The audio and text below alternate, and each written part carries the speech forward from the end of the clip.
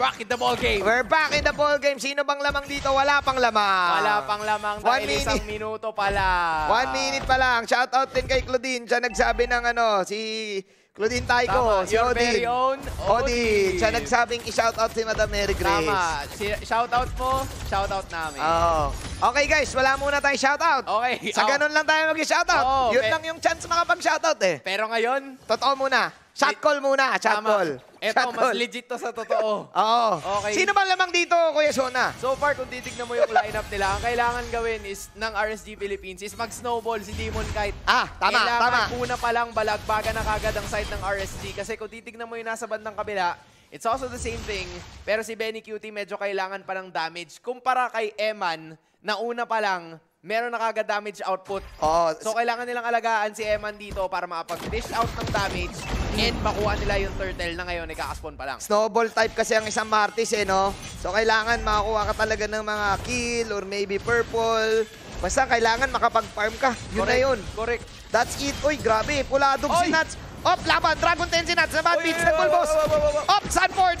Nagpabilis si Sanford. Nag-dragon si Nuts. Ang dragon ni Nuts ay lumabas. Pero ayun, yung retribution ni Carlito. At dahil sa retribution na yun, nakakill si Demon Kite. Ay, Demon Kite, double kill. Buy one, take one. Ang tindi ni Demon Kite, nanakawin pa yung Lizardo. Parang ano naman, men. Ay, naku, Bakit mo kinukuha si Japoy? Kinuha si Japoy, yung Lizardo kinuha dito. Sanford, didepensahan yung purple. Demon Kite, still pa ba? Ayaw na ni Demon Kite. Sabi niya, teka lang, tama na. Okay, guys. You have to make pigil, dagigil. Kailangan medyo chillax ka lang dito. Kasi RSG, tama naman yung ginagawa nila. Yes, nakuha ni Carl TZ yung turtle, so that's gonna help them in terms of team fights. Kaso yung problema kasi nakakuha ng 2 kills kagad si Demon Kite. And nabanggit natin kanina, it's the dream start. Retribution take para dito kay Demon Kite. Medyo napaasim ng konti si JP kaya mapapagamit siya ng ulti para makatakas sa pagkakataon na yun as Carl TZ and the rest of the crew humahanap na naman ng panibagong paraan para masolusyonan yung snowball factor ng RSG. Ang tawag kasi dito sa laruan na to, the active active lifestyle. Tama. Sinabi na ni Leo sa kanyang Leo Opinions kailangan yung Echo at RSG, hindi pwedeng slow pace. Correct. Dapat active lifestyle ka. Kung kala mo wala kang ginagawa, pero meron. Tama. Sinabi nga ni Naya Loran, slow hand. Hindi pwedeng slow hand. Hindi pwedeng slow hand. Kailangan Vin Diesel and Paul Walker ka dito. Fast and the Furious as in. Dami na nating Oo nga Siyempre, dumaan na tayo sa troubleshooting. Dami na naming reference dito, guys. Baka di nyo pa maintindihan. Tama. Ay, si Demon Kite talaga. Pinalipad si Demon Kite. Bina-electric wave. Demon Kite wala doon ngayon. Makakawala pa siya. Hindi na. Very Cutie with the last scene. Machine gun. Very Cutie coming in. Sabay petrify mula kay 4D. Out para kay Aqua. Nandito si Nuts to help. 5v4 situation. Merong sniper si Kuya Benny. Active. Active talaga lifestyle. Ibang klase, may nakita mo kanina yung Echo, si Carl TZ. As in, sobrang patient niya. Hinintay niya na maubos yung Mortal Coil na ginagamit ni Demon Kite na mag-a-anti-CC doon sa second skill ng Bunivir. And then after that, linatagan niya na ng lahat ng posible. Kasi timing din naman yung Echo na papunta na rin naman sa kanya So sige, iti-shout na natin to. Bigyan na natin si Demon Kite para di makapag-snowball. Ganun pala yung nangyari doon. Kaya pala na din si Demon Kite. Pero may mga mangyayari na naman ulit. Dahil nagpatrago na naman si Nuts. Okay, si Nuts makakawala si Carl TZ. Space jump. Sino makakuha ng red 3? Si Carlito. Pero kung mapapapanis dito si Sanji, lalaban na lang ngayon. Sina Nuts, nasa gitna ngayon si Sanford. Pero ultra heal. Ultra heal mula kay Light. Sabi niya, kalma. Pinipindot lang tong heal na to. Isang pindot.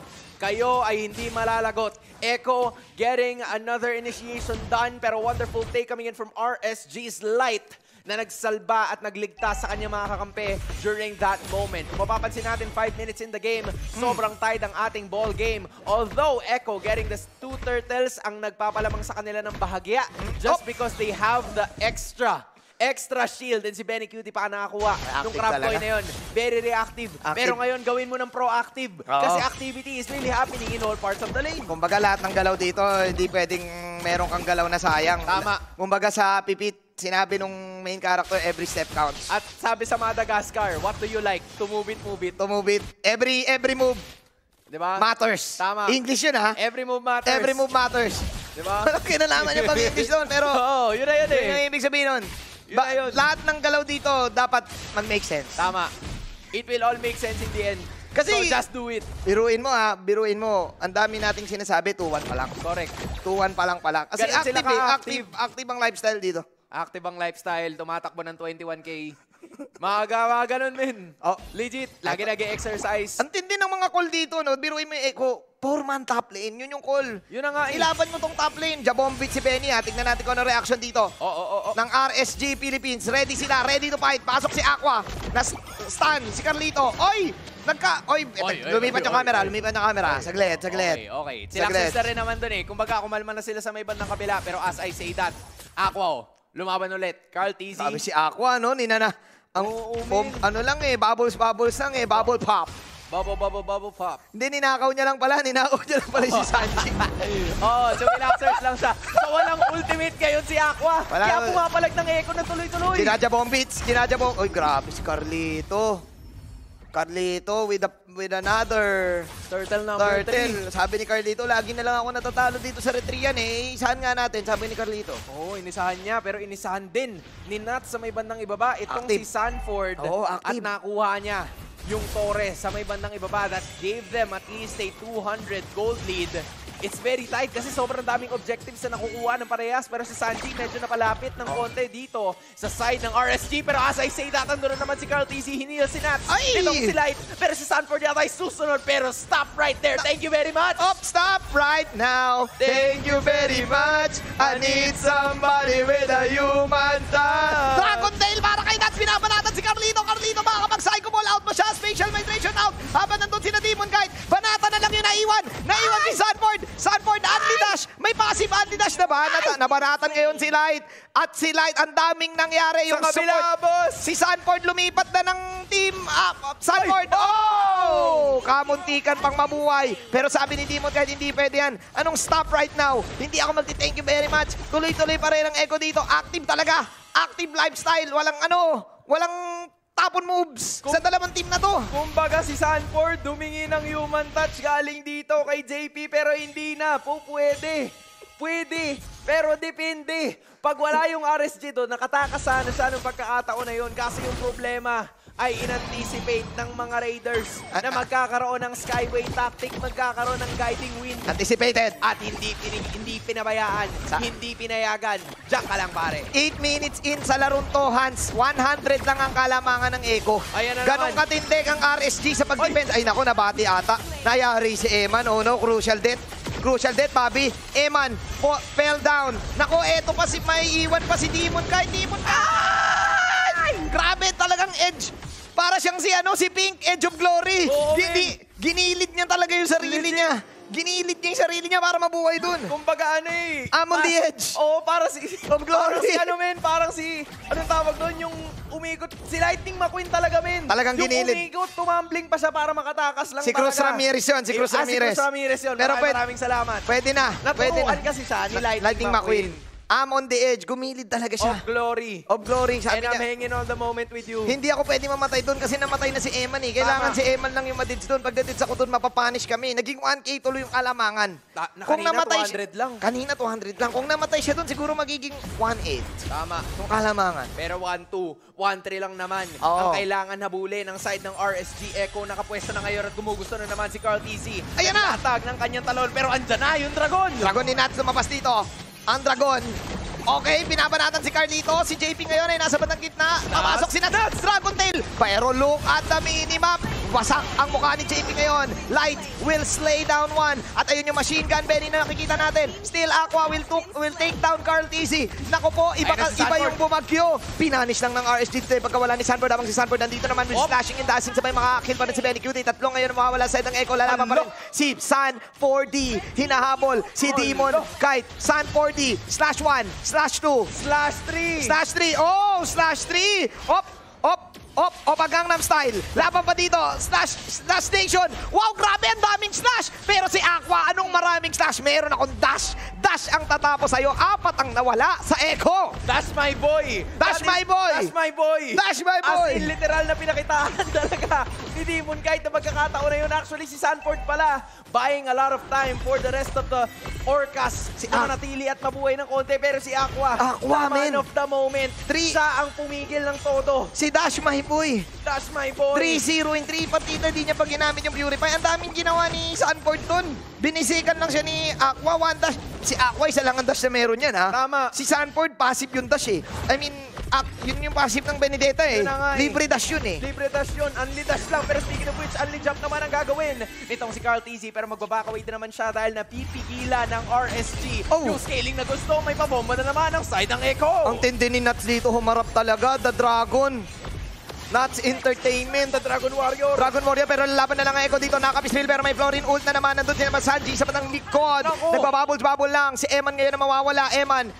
Down for 30 seconds. Nagtatagabol ngayon ng mga Orca. Lumilipad. Yung may sniper na Benny Cutie. Habol Nation. Up. Farm na lang. Farm na lang. Hindi, habol pa rin. Habol Joke, pa rin. farm na lang. Joke lang. Farm. Iwas muna tayo sa pusoy, sabi ng side ng Echo dahil alam nila na medyo malaalagay sila sa delikado kung sakali na hinabol nila yon. They're just gonna put their sights on this middle lane turret. Si Carlito. At yan ang gusto nilang pabagsakin. Carl TZ tries to go for it once again. Lumipad na naman si JP Uy. mula sa iba't ibang parte ng mapang ito. Pero he will just go on to the other side para makatakas. Ay, nauntog! Nauntog ng konti pero makakatakas pa rin naman. Literal. Na dinaanan niya isang damakmak na airport at tuon siya lumanding Hindi sa ko na kabila. maintindihan yung laban na to. Parang patintero, parang pinagalo-halong patintero, Black 1, 2, 3. Parang agawan base nga eh. Agawan base eh. Hindi mo alam sinong... lahat umaambe. Lahat may hulog eh. Oy, si Aqua lang, boy. Si Aqua lang ang natitirang matibay. Ay, ito, Amba. Pero hindi. Si Aqua lang ang natitirang deathless. Deathless. The deathless. Go on, leave me deathless. Yun ba yung kinakanta ng tita mo? Oo. Hindi, si mama yung kumakanta. Sige. Tita ko kumakanta nun eh. Playlist ni mama yun eh. Sa karaoke, kinakanta ng tita ko yun eh. Pinapatugtog ng radyo ng mama ko eh. Mama mo, no? Mama Siguro ko, yung mga mama. tita rin na nanonood, kinakanta rin yun, no? I'm sure. Pero hindi deathless yun, breathless yun Tama, breathless nga yun. Anyways, deathless talaga si Aqua. Yun na ngayon. Biruin mo, meron siyang ult nung Lilia ni Sanji. Na lagi niya nakukopya. Si Aqua talaga, the silent. The Universal, ano? The Universal silent. Oo, the Universal silent. Wait lang, pumapalag na sila dito.